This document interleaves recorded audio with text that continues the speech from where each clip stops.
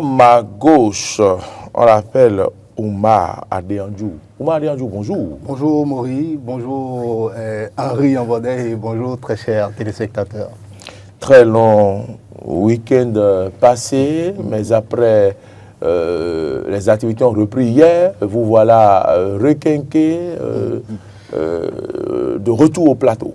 Oui, le week-end a eu son effet. On semble requinqué, mais rassurez-vous, je ne suis pas complètement requinqué aussi.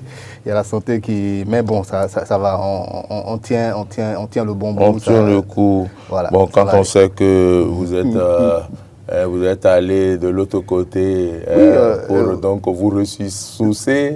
C'est très important. Peut-être que le changement de vent ne vous... a peut-être affecté l'organisme. Vous avez tout compris. Le changement de vent, la ferveur qu'il y avait autour aussi de la fête, toutes ces choses-là ont forcément un effet sur le corps. Voilà. Et donc, la nuit n'a pas été très paisible, mais ça va. Lui, il était déjà au plateau hier, donc on n'a point besoin de savoir comment ça s'est passé dans la commune d'Abomey-Calavi pendant ce long week-end. Lui, c'est bien sûr... Henri Niambodé, bonjour. Bonjour Moria, bonjour Omar Adéandjou, bonjour à tous les téléspectateurs, bonjour également aux auditeurs de Diaspora FM. Et merci à tous les fidèles qui sont toujours au rendez-vous de ce programme. Bon oui, vous parlez de week-end, ça a été long, très long. Et vous aviez fait quoi? Vous étiez en voyage ou... Non, je n'ai pas fait comme Omar. J'étais avec la famille, avec les amis. Ça fait plaisir quand même. J'étais au spectacle de Sakpata, j'ai regardé Couviton, bon voilà un peu. Waouh, vous connaissez les coins. Envoyez les programmes pour que nous aussi nous puissions voir. Si je ne vois pas fidèle de ces spectacles. Non, mais c'est parce que je ne connais pas les programmes. Sinon, j'aime détaler quand les Couviton chassent. Donc... Il faut que je puisse mesurer encore si j'ai encore de vitesse dans mes jambes. Voilà, donc envoyez-nous les programmes. Dès que j'ai l'information prochainement, je vous file ça. D'accord, ce n'est pas encore le débat qui commence, mais j'ai lu rapidement un truc de bain sur la place publique ou bien... Est-ce que vous en savez quelque chose? Non. C'est l'informateur qui en parle. Oui, ça s'est produit... en quelques secondes, qu'est-ce qui s'est passé? Ça s'est produit donc, hier à Togba, devant le marché de Togba, où on a vu un homme avec son bokonon qui prenait donc de bain, de chance, soit peut-être... vous savez, quand vous êtes en situation et que vous avez consulté peut-être un pratiquant de phare et qui vous indique que vous devez faire un bain au carrefour, eh bien bon, ça peut arriver. Mais là, hier, c'était un peu spécial parce que c'est en plein jour. Il y avait tout le monde, il y avait de l'affluence et tout le reste. Et au marché... bon, ce qu'on savait, c'est que c'est dans la nuit qu'on le faisait. Mais là, c'est devant tout le monde. Ça doit avoir forcément une explication traditionnelle. Mais bon, c'est... Bon, ok, d'accord. Peut-être qu'on va vous inviter aussi à aller faire un bain aussi. Ah bon? Non, bon. Je ne veux même pas vous répondre. En plein jour. En plein jour. Ouais, c'est ça qui est malheureux. Il va falloir faire un travail à ce niveau-là aussi. C'est-à-dire, j'interpelle là les autorités pour qu'ils travaillent dans ce sens-là aussi. Parce que c'est vrai que c'est notre culture, c'est ce que nous sommes. Oui. Mais il ne faut pas exagérer. En plein jour, comme ça, aller faire un bain rituel devant tout le monde, en plein marché en plus. C'est quelque chose qu'il faut dénoncer, qu'il faut décrier. C'est malheureux. Il faut que les autorités sévissent à ce niveau-là. Je suis d'accord avec vous parce que quand on parle de bain, dans la tradition, quand on parle de bain, et quand vous supprenez quelqu'un, par exemple, prendre le bain... Oui, mais quand vous supprenez quelqu'un à un carrefour prendre du bain à une heure tardive, ça il faut se déshabiller aussi et prendre le bain. Voilà, ça a des répercussions sur vous. Mais là, c'était... Parce que le marché n'est pas sorti prendre le bain avec le monsieur. Mais c'est ça aussi, on ne sait pas si ça aura des répercussions sur les gens spirituels, sur les gens. Donc il faut, ce que dit Omar, je suis d'accord avec lui, que bon, on doit interpeller... Par exemple, on doit interpeller le bokonon en question. Oui, parce que d'abord, on peut classer ça. Hein, on peut parler donc de atteinte à la pudeur. Oui, atteinte. Oui. Trouble à l'ordre public, non? Une personne qui se lave en plein jour, au beau milieu de la route, peut créer des accidents, des gens vont sortir et voir. Si vous avez la vidéo qui est devenue virale à un moment donné, vous verrez que, bon, les gens sont obligés donc de se frayer un chemin pour pour aller dans le marché ou bien... Ah oui, mais dans ces conditions, il faut sauver ça. Et Il faut dire Djelo est rentré dans le marché. Et vous soulignez quelque chose d'important aussi tous les deux, le fait que quand quelqu'un est en train de faire ce bain-là et que vous le surprenez, vous devez le faire également. Il y a des gens qui croient fortement à ces choses-là. Oui. Et dès qu'ils vont le voir, ça sera donc la débandade, tout ce que vous avez dit, trouble finalement à l'ordre public. Oui. Donc les autorités sont interpellées, mais aussi les dépositaires également de toute cette culture-là aussi, les Bokono, je ne sais pas moi, les rois et tous ceux qui sont concernés par donc la transmission de notre culture, ils doivent se sentir concernés et prendre donc à bras le corps ce problème-là. C'est pas normal. On ne peut pas donc se permettre un certain nombre de choses dans une république où il y a des règles et même dans une culture où on connaît également les règles également de notre société. C'est bien malheureux. Tout très bien, c'était juste une parenthèse. Hein. Ça ne fait pas partie des sujets que j'ai prévu ce matin, mais quand même, il fallait quand même ouvrir une parenthèse sur le sujet. Allons donc à la une du... Je referme la parenthèse. D'accord. Ça plante bien le décor. Alors, c'est là tout votre génie aussi. Merci. Allons à la une du quotidien Matin Libre maintenant. Contre le divorce du PRD, titre le Matin Libre de ce matin. En quoi le KUDBN était différent? C'est une grosse interrogation, Oumar Anjou. En quoi le KUDBN était différent au point où aujourd'hui Matin Libre dit que l'on est contre le divorce du PRD, mais en quoi le KUDBN était différent sans être un professeur, un politologue. Vous étiez dans le pays, vous avez vu ce qui s'est passé à l'époque. En quoi c'est différent? Oui, moi je pense que le journal fait très bien également de parler donc de cet aspect, parce que pas mal de personnes commencent à faire cette analogie-là pour, c'est-à-dire le divorce du PRD avec l'UPR et donc la sortie du BR, voilà, de l'UDBN. Du PRD, oui. Lorsque l'UDBN a quitté donc la mise ensemble, oui, le bloc républicain, c'était le bloc républicain, c'était le bloc républicain. Oui. Ils sont sortis de cette mise ensemble. Et là, j'ai choisi bien les terminologies que les gens de l'UDBN avaient utilisées dans le temps. Je ne sais pas si vous vous en souvenez aussi. Voilà, il parlait de mise ensemble, c'est-à-dire c'était un processus qui était en cours et qui devait certainement aboutir donc à un mariage, une fusion, si vous voulez. Tout à fait, une fusion. À l'époque, je rappelle que le gouvernement prônait, le chef de l'État à maintes reprises l'a dit, il faudrait faire la fusion entre les partis politiques. Et on est arrivé à un moment où tous les partis politiques les plus grands essayaient de phagocyter les plus petits. Voilà. Oui, mais moi je pense qu'on est toujours dans cette logique-là, en tout cas aujourd'hui. Et moi je pense que c'est une très belle logique. Avoir des grands rassemblements, de grandes institutions qui sont beaucoup plus fortes et qui vont permettre donc de mettre en place des programmes qui correspondent vraiment aux besoins du pays. Moi je pense que ça c'est une très très bonne idée. Maintenant, le cas de l'UDBN et du BR dans le temps. Quand on revient, les terminologies d'abord employées par les responsables de l'UDBN lorsqu'ils voulaient sortir, ils parlaient de mise ensemble ou mise en commun. Je ne me souviens plus exactement des mots, mais c'était pas du tout, ils ne parlaient pas du tout encore de fusion. On parlait seulement de mise ensemble. Et on avait mis un processus en marche. Le processus était en marche, mais au cours du processus, les gens de l'UDBN avaient constaté qu'ils n'étaient pas vraiment intégrés dans le bloc républicain. On ne les associait pas comme cela se doit. Dans la mise en place des structures déconcentrées donc, du BR, on ne les invitait pas réellement. Ils n'étaient pas vraiment représentés dans ces choses-là. Donc, très tôt, ils se sont levés. Et leur premier acte a été d'aller au niveau du ministère de l'Intérieur vérifier est-ce que nous, notre parti, existe toujours.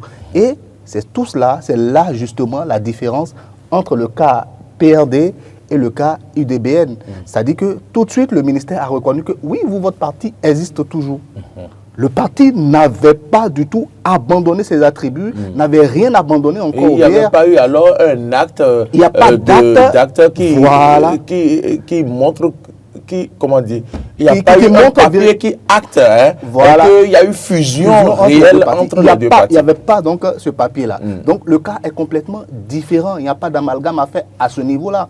Le cas de l'UDBN est complètement différent du PRD. Le PRD a complètement, mais il a donné carrément le PR, le renouveau complètement avec l'arc-en-ciel et tous les attributs. Donc c'est différent. Et aujourd'hui, lorsqu'on regarde très bien le cas du PRD, c'est que le ministère ne reconnaît pas, justement, ne reconnaît plus le PRD. Et c'est là vraiment la différence. Et c'est ce que chacun doit pouvoir retenir quand on prend, en tout cas, quand on refait l'analogie entre ces deux cas-là.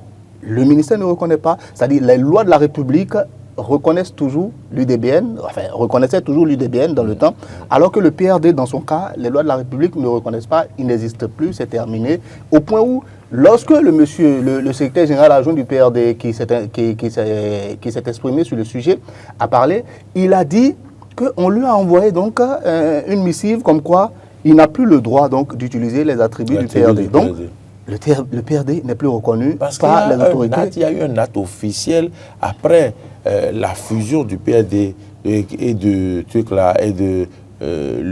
l'UP qui est devenu UPR. Il y a un acte qui est sorti et qui atteste cela. Et que donc, sur la base donc, certainement de ce document, le ministère a reconnu que bon, finalement, donc, le PRD est déjà donc, phagocyté par donc, l'UP. Et donc, c'est devenu UPR. Le cas de l'UDBN, je le répète, ce n'était pas du tout le cas. Ils étaient dans le processus. Ils ont fait le pas, ils ne sont pas allés au bout. Ils ne sont pas allés au bout. Est-ce qu'on peut cheminer ensemble? Est-ce qu'on peut marcher ensemble? Quelles sont les bases sur lesquelles on va marcher ensemble? Quels sont les accords qu'on va mettre en place? Mais au cours du chemin, tout de suite, les autres ont remarqué que bon, on ne nous intègre pas. Mais ici, ils ont accepté les clauses. Ils ont accepté tout. Tout est bon. Ils ont fait un bon mariage. Ils ont fait tout ce qu'il faut. Un bon mariage bien célébré, avec des discours très intéressants. On parlait du scorpion et de tout, enfin, tout ce que vous savez. Mais au finish, il y a eu le divorce. Donc, le cas n'est pas du tout le même. Je vais prendre quand même l'avis de Henri Yambaudet, l'analyse de Henri Yambaudet sur le sujet. Henri Yambaudet, voilà ce que titre ce matin libre. Voilà l'analyse que fait Oumar Andjou. Quelle est votre position? Bon, d'abord, je réponds. En quoi le cas UDBN était différent? Politiquement, le cas UDBN était différent. Juridiquement, le cas UDBN était différent. Ça fait deux positions. Politiquement, UDBN était donc en partenariat avec BR. Et sur les accords qui étaient donc pris, c'est que au moins à un moment donné, les militants de UDBN qui étaient reconnus comme une entité à part entière au sein donc de BR et doivent être positionnés. Et donc vous connaissez, je ne vais pas vous rappeler donc en 2022 tout ce qui s'est passé, où il y avait ce mépris-là des militants de UDBN. Également, il y avait cette manière de traiter donc les militants de UDBN. Donc politiquement, ils étaient donc en partenariat, UDBN et BR. Juridiquement, UDBN n'avait pas signé des papiers qui l'amenaient donc à oublier ses attirails, ses attributs si vous voulez. Il n'avait pas signé des papiers qui l'amenaient à être, qui parlaient donc de fusion. Ici, en face, nous avons UP et PD qui, juridiquement, d'accord, sont partis sur des bases bien définies. D'abord, quand on parle de récépissé et tout le reste, c'est des actes juridiques qu'on peut exhiber à tout moment. D'accord?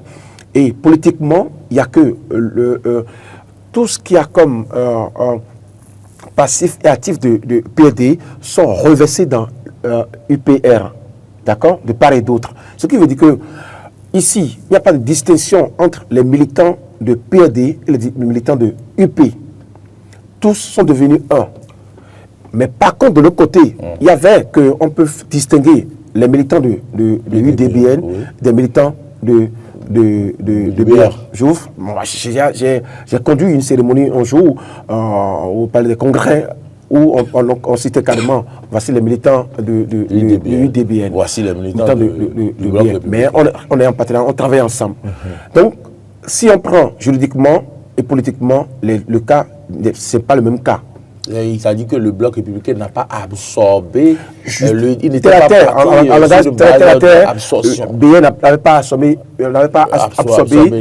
UDBN. Par contre, ici, l'UP a absorbé. L'UPR a absorbé PRD et a absorbé l'UP d'abord. Non. Mais quand même sur la même. Les deux se sont mis ensemble. Oui, UP d'abord. Et PRD se sont mis ensemble et on donne naissance à UPR. Donc, par conséquent, a absorbé les deux. D'accord, l'UPR a absorbé les deux et PRD. C'est pas la même chose. Donc, aujourd'hui, si on prend les démarches de part et d'autre au niveau donc, de Clonie Affaires Prudentiaux, quand cette affaire a commencé, elle a envoyé un huissier de justice qui allait constater également que oui, l'UDBN était encore sur les papiers. Aujourd'hui, si PRD envoie donc un huissier pour aller constater, il verra que le PRD n'existe pas. Donc, quand vous prenez ces faits de part et d'autre, vous verrez que les cas ne sont pas similaires. C'est différents cas carrément. Donc, le cas de UDBN et PRD est différent du cas de PRD et UPI aujourd'hui. Vous avez répondu à la question. Je vais vous reposer une autre question. Le pouvoir a quand même clarifié sa position par rapport à cette affaire. Au mois dernier jour, on a vu un quotidien qui disait quand même que ils ont affiché la photo du porte-parole du gouvernement pour dire que oui, un autre parti peut naître, mais plus jamais le PRD, avant 15 ans. Plus jamais le PRD. Selon les tests, peut-être ce que disent les tests. Voilà, si on se les militants PRD peuvent aller créer un autre parti et donner un autre nom. Ils peuvent donner PRS ou PRI, mais plus jamais PRD avant 15 ans. Plus jamais, parce que c'est les tests qui le demandent. C'est là où le pouvoir a complètement raison, à mon avis, c'est que les tests de la République prévalent sur donc, les tests d'un parti politique, d'un ensemble qui se retrouve finalement dans la République. Les tests de la République sont au-dessus de tout. Donc, je ne sais pas comment vous l'expliquer mieux que ça. On ne peut pas aller. C'est là où le gouvernement a raison, ça. Une fois que une institution républicaine qui est chargée donc des partis politiques dit que ce parti-là n'existe plus, c'est fini, il n'y a plus de débat. On peut envoyer maintenant devant les juges. Les juges, eux, ont peut-être donc d'autres moyens de... Mais sur le principe que la République est au-dessus de tout le monde, les lois de la République sont au-dessus de tout le monde, rien que sur ce principe-là, on peut déjà dire que c'est mal barré. Le PRD, c'est pour longtemps, 15 ans minimum, on n'entendra plus parler, normalement. Maintenant, si la bataille juridique, qui certainement va démarrer, permet finalement devant une juridiction, devant un tribunal, devant un juge qui arrive quand même donc, à démêler tout ça et nous montrer le contraire, bon, écoutez, on va donc prendre acte également et donc ils pourront refaire. Donc, attendons de voir la suite, mais théoriquement, sur le principe que les lois de la République sont au-dessus de tout, de toute autre loi ou bien tout autre règlement, tout autre test. Sur ce principe, rien que sur ce principe-là, pour le moment, le PRD, c'est bon, c'est mal barré pour eux. Henri Abodé, n'est-ce pas le moment d'un dialogue peut-être entre les deux protagonistes, si je peux le dire, entre griffes? Non. Le président Diagonou et le président Ngbeji. J'avais annoncé ici, sur le plateau, qu'on va assister à un festin juridique. Parce que d'abord... le festin juridique n'aura pas lieu. Ça aura lieu. Ça aura lieu parce que, vous voyez, la si longue lettre qu'on a retrouvée sur les réseaux sociaux et signée par le patriarche Adrien Ngbeji, il a eu à énumérer un certain nombre de choses qui sont pour lui des preuves tangibles, palpables, pour lesquelles il peut à tout moment décider donc, de quitter le mariage. Mais il oublie qu'ils ont fait ce mariage-là, dans les clauses de ce mariage-là, il a eu à dire qu'on va faire communauté de biens. Donc, vous faites communauté de biens, donc tout. il faut que vous allez devant la justice pour dire, bon, qui a raison, qui a fait tort, qui a fait un faux pas et tout le reste. Mais ici, il avait dit également que le PRD peut créer cette histoire-là pour quand même se repositionner. C'est même pas le PRD, c'est Maître Adrien Ngbeji, à mon avis. Voilà. Mais avec les propos donc, de Ngbeji, jeune frère, cousin donc, de Maître Adrien Ngbeji, on comprend aisément que c'est un peu aller encore plus loin. Je disais quelque part que Ngbeji peut créer la surprise en disant ok, faisons. Moi, ils m'ont tout arraché, ils m'ont arraché ma divinité. Bon, je sors, je prends mes militants, je vais déposer ma valise au sein de notre parti politique. Et à ce niveau-là, il crée une psychose politique au niveau donc, de Porte-Novo, de Dango, de Louis Plateau. D'accord? Mais il laisse donc que ce soit les attributs qu'il réclame aujourd'hui, ou tout le groupe LR qu'il tire là, il laisse ça. Mais lui-même, ou la cancelle. Mais lui-même, en tant que homme politique, peut décider donc de quitter, parce que la décision est personnelle, individuelle. D'accord. Voilà, donc il peut partir. Mais pour ce que je comprends là, ils ont pris, on me dit, sinon il s'est laissé faire. Il s'est laissé faire, l'euphorie avait gagné son esprit, la joie avait gagné son esprit. Je ne vais pas rappeler ce que disait Omar dans le discours du frère Joe, on l'a fait. Les frères maudits sont arrivés à se comprendre. Et donc, dans ce regard qu'ils étaient donc à frère Joe, il n'avait pas l'idée de ce que déjà il y a eu des actes qui ont été posés pour l'amener à oublier, pour l'amener à ne plus s'approcher de ce PRD-là pendant au moins 15 ans. Donc, si le porte-parole du gouvernement arrive à le dire et dit on peut créer notre parti, oui, ça c'est une autre possibilité. Mais encore comment il va créer ce parti-là? Arrive à le dire, c'est-à-dire que le débat est clos. Mais c'est encore ouvert sur notre pan, le pan juridique. Voilà. C'est ça. Voilà, moi j'aimerais pousser quand même l'analyse un peu plus loin. C'est des choses qu'on a dites au début, en tout cas moi personnellement que j'avais dites au début et que j'avais martelé pendant très longtemps, mais bon, je me faisais un peu adapter. Je disais que Maître Adrien Oumbédi, animal politique redoutable, se retrouve dans l'arène politique béninoise pratiquement sans attributs, sans aucune force, sans aucune marge de manœuvre. Il était là comme ça. Ça va le faire forcément réfléchir. Et donc il avait forcément besoin à un moment de se repositionner. Et donc Maître Adrien Oumbédi, ayant observé les choses, a trouvé la bonne méthode pour se faire, donc, et pour que sa voix porte encore dans l'arène publique. Et son objectif finalement est atteint. Parce que je l'ai dit aussi très tôt dès le départ, Maître Adrien Oumbédi, au-delà du PRD, parce que moi, en ce qui me concerne, moi je pense que même le débat, tout ce qu'on fait comme débat là, autour du PRD, ça ne compte même pas. Moi, le débat c'est quelle est la force de frappe aujourd'hui de Maître Adrien Oumbédi dans l'arène politique béninoise. Et cette force de frappe-là, elle est indéniable, elle existe, elle est forte, elle est due à toutes ces années d'expérience qu'il a pu acquérir tout au long donc, de sa vie d'homme politique. Donc, c'est cela qu'il recherchait. Retrouver une certaine voix, retrouver une certaine posture dans l'arène politique, une voix qui compte. Lorsque le patriarche parle, on doit écouter. Et croyez-moi, les Agbel écoutent. Quel que soit ce qu'on dira, les lois de la République sont supérieures aux lois donc, des partis politiques. Tout ce qu'on peut dire, ça compte.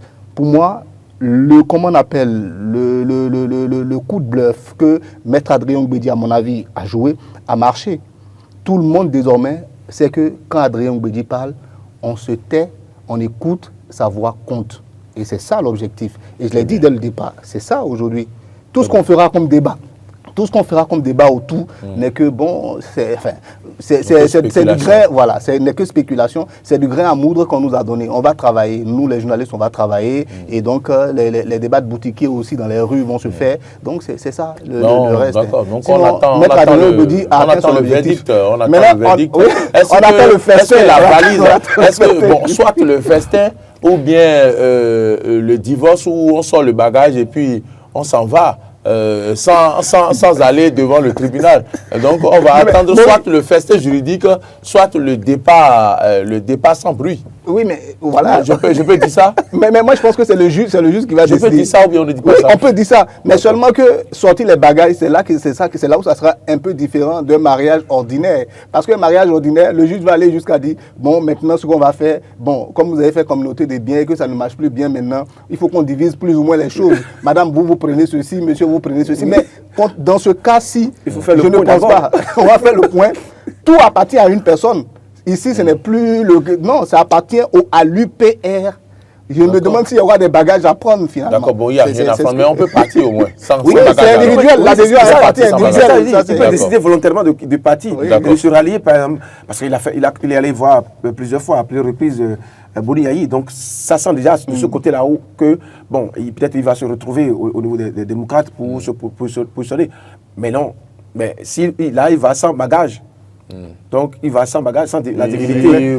Il va sans la cancer, il va sans, sans PRD. Et puis, ce qu'on dit là, c'est que c'est même le prochain président, si le prochain président va faire 10 ans, c'est qu'il est sans parti politique. D'accord. Et ça, plus 5 ans. On a dit 15 ans. Donc, plus 5 ans encore. Donc, il serait déjà très vieux, donc peut-être... Il veut laisser donc le PAD à ses petits-enfants. Il veut laisser le PAD à cet ténor de Porte-Novo. C'est un chouchou qu'il a travaillé à avoir. Mais à un moment donné, comme je l'ai dit, je ne dirais pas qu'il a été naïf, mais il a été floué à un niveau où lui-même, l'euphorie l'a fait oublier. C'est un petit détail. Ce qui fait qu'aujourd'hui, il réclame son R, mais on dit, bon, ça n'existe plus. Voilà.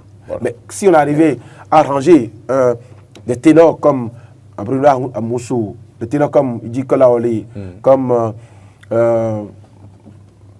je les vois, on les a rangés, ils ne parlent plus. Ranger également, Adrien Mbedi ne causerait pas de problème. Mais lui, il a au moins cette possibilité-là, cette facilité-là de se retrouver au moins dans une formation politique avec son PAD, avec les attributs de son PAD. Donc, quand on prend PSD, par exemple, de Abrila Amoussou, qui s'est fondu totalement, qui n'existe plus. Parce qu'au sein de l'UP, d'accord, au sein de l'UP d'abord, mais lui n'a jamais réclamé, il n'a jamais dit, je vais sortir de cette formation politique. Jamais. D'accord. Parce que c'est lui-même qui arrive à travailler. Et à ce moment-là, PAD ne se ralliait pas à cette cause-là. Mais si au bout du rouleau, au bout du chemin, il s'est entendu que, avec ce que font les gens, là, il faut que je me détache de ce que je fais là pour me rallier à ce que font les gens. Et il a fait. Il doit s'attendre à ce qu'au moins, qu'il passe, qu'il reste en mariage au moins 10 ans, 15 ans avant de voir le fait. Le bilan. D'accord. Très bien. Est-ce que j'ai gagné ou pas? D'accord. Très bien. On va passer à un autre sujet, si vous le permettez. Écoutez, si vous voulez, il n'y a pas de souci. D'accord. Alors... C'est l'image qu'utilisait Henri qui me plaisait bien. Il parlait de la divinité. Et moi, je vois Maître Adrien Mbedi comme le maître suprême en fait, de la divinité. Le maître suprême de la divinité connaît le langage de la divinité. Il peut déplacer la divinité. C'est ce que je veux dire aux autres. Si le Legba était, par exemple, le Legba de Glodigbe et qu'on veut l'enlever à Glodigbe pour l'envoyer vers Akassato un peu plus loin, on sait à peu près comment est-ce qu'on parle au Legba, comment est-ce qu'on fait les rituels. Donc, il connaît tout ce qu'il faut. C'est un grand politique. Il a dit c'est un animal politique. Sa force de frappe dans sa région reste intacte. Il peut créer un autre Legba quelque part. Il peut créer une autre divinité quelque part. On va espérer qu'il c'est ce que moi je pense. Qu'il puisse avoir les paroles incantatoires appropriées voilà. pour pouvoir donc créer les bonnes libations ou déplacer le Legba. Ça va difficile pour lui de déplacer. On va l'espérer. Alors, on va discuter de nos thèmes maintenant. Carburant aux terroristes, c'est Nord-Sud Quotidien qui en parle. Peine de prison requise contre les fournisseurs. À ce niveau, moi, je m'interroge, Oumar Anjou, Henri Ambonnet, je m'interroge comment est-ce que des citoyens face à notre ennemi redoutable puissent donc oser leur fournir du carburant pour une fois leur permettre d'aller faire des attaques. Est-ce que c'est citoyen ça? Non, ce n'est pas citoyen. Je vous réponds, pendant toi, ce n'est pas citoyen. Ce n'est pas une bonne valeur à cultiver. Ce n'est pas même une leçon à laisser donc aux enfants. Mais quand vous êtes en quête de suivi, quand vous êtes en quête de quoi vivre, vous pouvez poser des actes qui peuvent vous compromettre.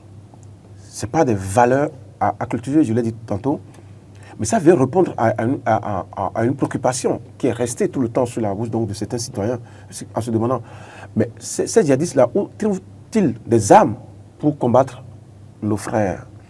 Où trouvent-ils des moyens adéquats, de la logistique pour faire cette guerre asymétrique-là? Eh bien, on en va à nous donner une raison. Quand on dit, forcément, ils ont des gens, des ennemis, des amis. Ils ont des gens qui se sont ralliés à leur cause et qui sont également tapis à l'intérieur de la communauté. Si on arrive à retrouver des citoyens béninois qui font qui adoptent cette mauvaise posture-là, oui. C'est mauvais. Et comme je l'ai dit l'autre fois, il faut les punir sérieusement. Parce que quand on regarde un peu le bilan que nous avons aujourd'hui, on ne peut pas comprendre que des amis, des frères, des citoyens béninois, des compatriotes aient ce courage-là d'aller alimenter ces gens-là en carburant pour qu'ils viennent combattre nos frères, pour qu'ils viennent ôter la vie à nos frères. Pour combien? Pour combien? C'est dommage qu'on assiste donc à ce que nous voyons là. Et moi, je pense que les autorités doivent aller au-devant de la scène encore pour sensibiliser nos jeunes. Et quand vous allez voir que c'est tellement, il y a plus de jeunes dans ces livreurs-là que de personnes âgées. Il faut les sensibiliser, leur montrer que... Est-ce qu'il faut revenir même à cette affaire-là où, pendant la Révolution, vous êtes obligé de servir la République. On vous apprend le patriotisme. Parce que quand vous êtes patriote, vous ne pouvez pas agir de la sorte. C'est ce que je peux dire par rapport à... je vous adresse la même question. Exactement la même chose qu'Henri. Je pense que c'est notre cupidité, la cupidité de certains. Ça, c'est la première des choses. Est-ce que la faim peut nous amener à poser de tels actes sans penser à la vie de nos compatriotes? Vous savez, la question que vous venez de poser, je vais vous la reposer d'une autre manière. Vous allez comprendre que, en fait, c'est être complètement fou que de servir ces personnes-là. Est-ce que parce que tu as faim, tu vas le te donner à ces gens-là pour qu'ils te tranchent la gorge? C'est exactement la même chose, hein, en réalité. Parce que c'est ce que les gars sont en train de faire. Ils sont cupides, ils ne comprennent rien à rien. Leur avidité, l'appât de gain facile, c'est tout cela combiné qui fait que toutes ces personnes-là, plutôt que d'aller travailler, plutôt que d'aller faire un travail qui est plutôt noble, qui va leur permettre de nourrir de manière très, comment on appelle, très bien leur famille, ils préfèrent plutôt aller faire ce travail-là qui est quelque chose de complètement inimaginable. C'est abominable ce qu'ils sont en train de faire. Donner de la logistique à ces personnes-là qui se battent contre vous. Ça veut dire que ces personnes, ça veut dire qu'eux qui fournissent du carburant, ça vous se trouve les djihadistes. C'est ça. Donc, il faut les punir. Et pourtant, et ils sont des partenaires. On a besoin d'informations, ils ne livrent pas. Voilà, ils sont des partenaires donc, de ces personnes-là.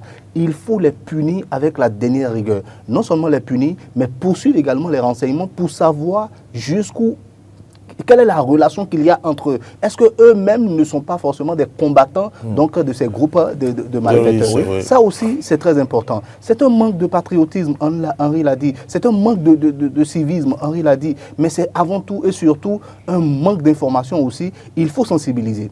Il faut mettre les populations de notre côté. Parce que les terroristes, avant de s'implanter, ils font ce travail-là aussi. Ils sont aux côtés des populations. Moi, j'ai assisté à une conférence il y a peut-être 1 an ou 2 en arrière où des professeurs d'université, de l'université d'Abomey-Calavi, des professeurs de sciences sociales venaient expliquer comment est-ce que ces personnes-là essayaient donc d'endoctriner les jeunes gens, d'endoctriner les populations. Ils venaient, ils faisaient partie de leur vie. Lorsqu'il y a des fêtes, ils viennent, ils offraient des moutons. Lorsqu'il y a des conflits, ils venaient, ils disaient « Madame, monsieur, non, ne faites pas ci, ne faites pas ça. Voilà ce que la charia dit, voilà ce que la religion dit. On va vous... » Et donc, c'est comme ça, ils venaient en montrant patte blanche. En réalité, c'était des fauves déguisés en agneaux.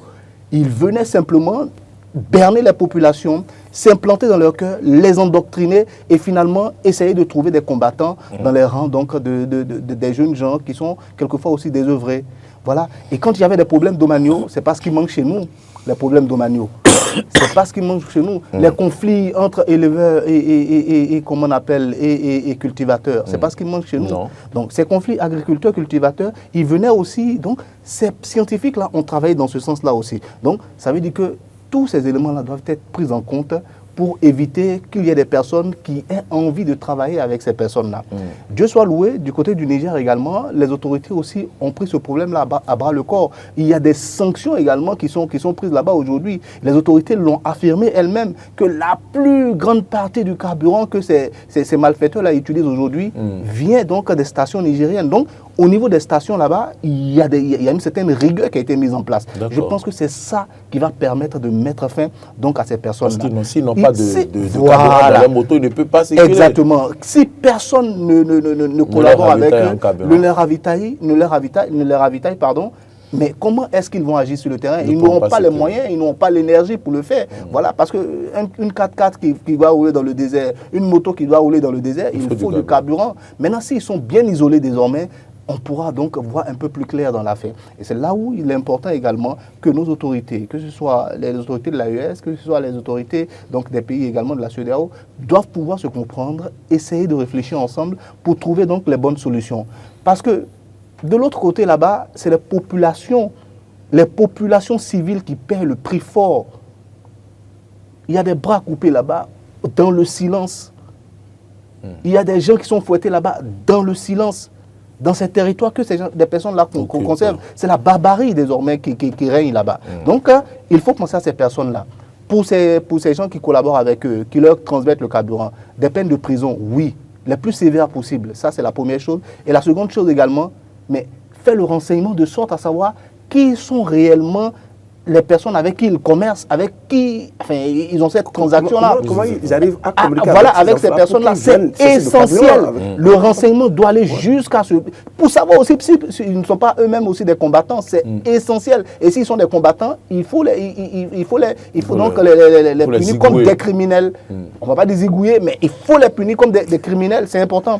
Parce que zigouer, la justice béninoise, je ne pense pas que la justice béninoise zigoue quelqu'un.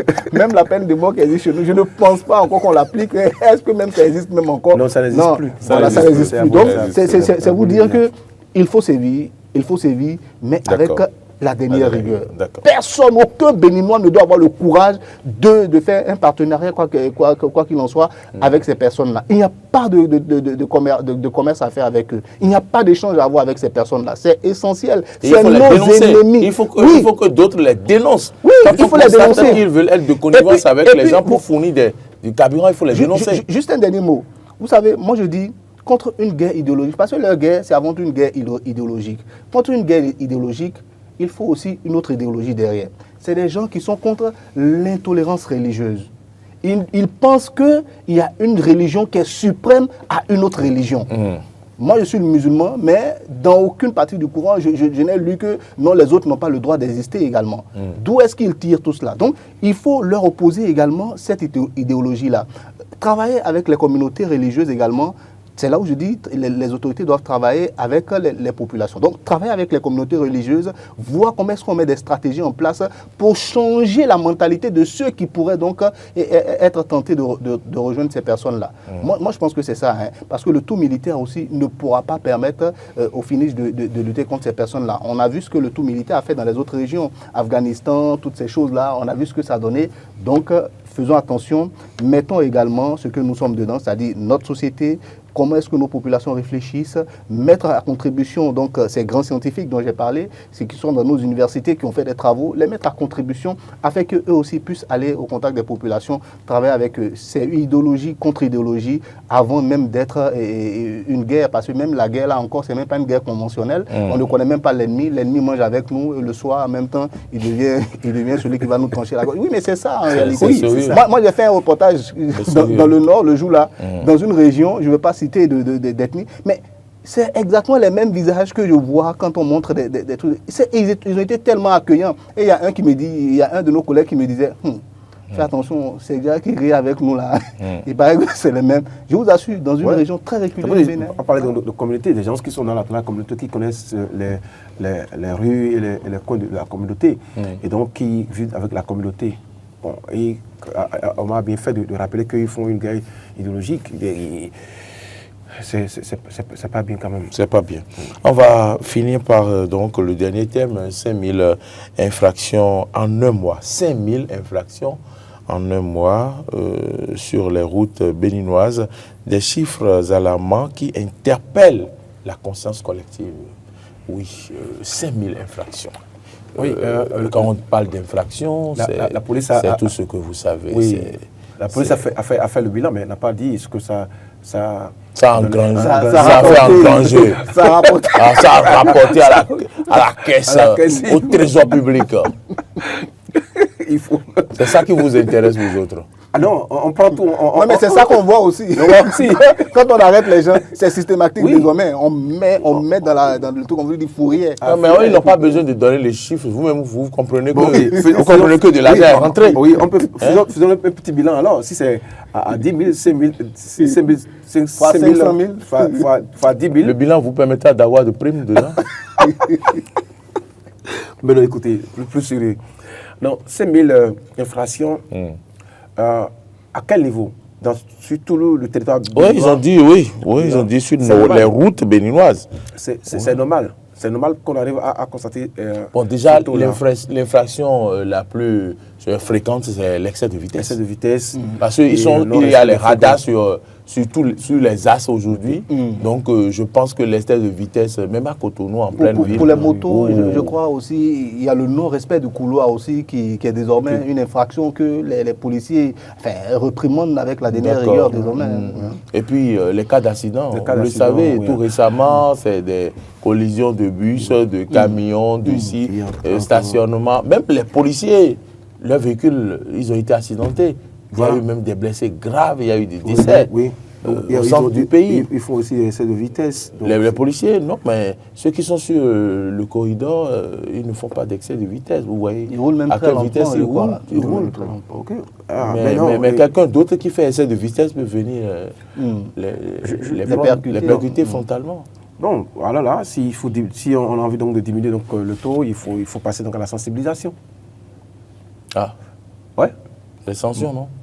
Les sanctions, bon, malgré les sanctions, ça évolue. Malgré qu'on paie 10 000 francs quand vous ne portez pas casque, ou bien 5 000 francs quand vous ne portez pas casque, et vous payez 2 000 francs pour faire de fourrière et tout le reste, bon, ça ne diminue pas l'ardeur des gens. En fait, ce que moi je pense, oui, on a cité, ils ont mis en exergue l'excès de vitesse et non-respect des feux tricolores. Feux tricolores, quand nos amis viennent du village et qu'ils ne savent pas que il faut, quand il y a le range, il faut s'arrêter parce que non, ils vont tenter de pas. Ils viennent du village. Il n'y a pas de feu au village. Il n'y a pas de feu tricolore au village.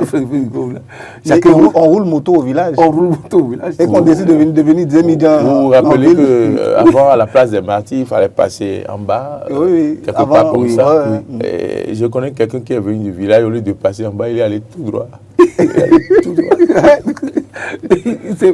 Il va à Cotonou, c'est à Cotonou, donc il va à Cotonou, donc on va l'arrêter et il sera comptabilisé dans les gens qui commettent les infractions. Donc il y a ça également. La montrée, il fait des séances et ça revient au Centre national de sécurité routière de faire donc ces séances-là. C'est vrai que je les vois très souvent faire ces séances-là sur les gares routières et tous les parcs et tout le reste. Mais il faut continuer, regrouper les IM parce que le corps qui est on va retrouver donc dans cette infraction-là, il y a les IM qui commettent beaucoup de cette infraction-là, le palais, pour le dire que l'excès de vitesse, ça peut conduire à faire des accidents. Mais les chauffeurs de route, Cotonou-Lomé, Cotonou-Parakou, oui. Quand vous voyez les dépassements, dans les tournages, ils ne voient même pas si un véhicule arrive ou pas et puis ils s'engagent. Hein. Oui, vous avez fait bien de dire ça. Quand vous voyez les chauffeurs de Boycon, qui quittent Boycon pour Cotonou pour Boycon, ils roulent à vive allure. Ils roulent, je ne dirais pas... Ils ne font même pas ils ne donnent pas de clignotant, eux là, pour que le véhicule avance. Parce qu'il n'y a pas aussi de feu. Quand on prend le trajet, Cotonou-Boycon, il n'y a pas de feu sur cette route-là. Si à un moment donné, on a mis des feux à des carrefours stratégiques, ça peut ralentir leur ardeur également. Mais ils savent. Et vous parlez de radar. Le radar, comment ça fonctionne? Si les policiers arrivent à se positionner quelque part, c'est eux-mêmes, leurs compères qui leur filent l'information. Attention, il faut rouler doucement, ils sont à tel niveau. Et dès qu'ils dépassent le positionnement du radar, oui, ils continuent, ils ne commencent pas à filer. Mais ça revient également aux passagers de dire, mais écoute, mon frère, je suis pressé, mais je ne suis pas aussi pressé pour aller mourir. Donc, je pense que la sensibilisation peut régler cette affaire-là. Et il y a aussi que quand ils prennent l'article, quand ils prennent les produits, ils se dopent, ils ne savent plus quoi faire. Ils sont obligés donc je ne dis pas qu'ils sont obligés, donc ils font ce qu'ils ne doivent pas faire normalement sur les routes. Voilà. Alors quelle solution faut-il face à mon avis, d'abord, à ce chiffre? Oui, il faut des solutions. Henri en a parlé, la sensibilisation.